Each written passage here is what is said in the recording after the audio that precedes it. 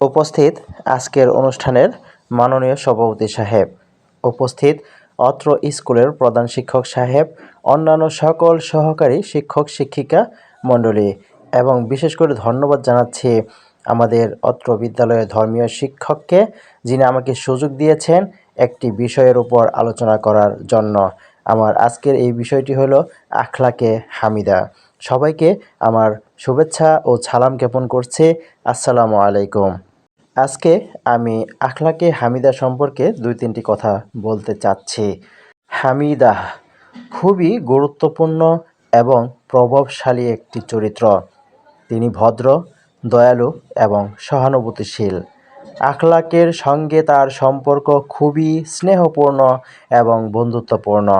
তিনি সবসময় আখলাকের পাশে থাকেন, তার সমস্যাগুলো বুঝেন এবং যথাযথ পরামর্শ দেন। হামিদা কেবল সাহায্যকারী চরিত্রই নন, তিনি আখলাকের জন্য অনুপ্রেরণার উৎসও।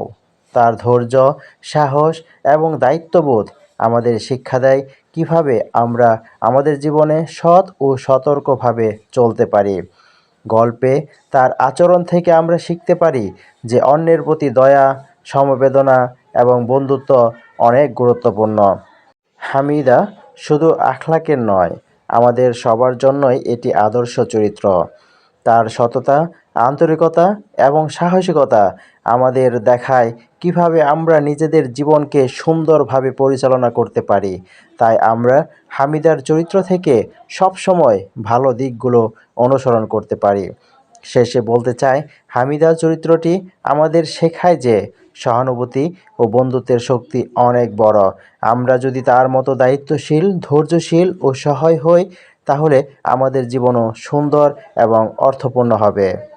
আমার বক্তব্যের শেষে সবাইকে আহ্বান করব, আসুন আমরা সবাই আখলাকে হামিদা গঠন করি, আমরা সবাই আদর্শ মানুষ হই, তাহলে আমাদের সবাই ভালোবাসবে, এমনকি আল্লাহ তাআলাও আমাদেরকে অনেক অনেক পছন্দ করবেন। সবাইকে ধন্যবাদ জ্ঞাপন করে আমি আমার বক্তব্য এখানেই শেষ করছি। ভালো থাকবেন সবাই। আল্লাহ হাফেজ।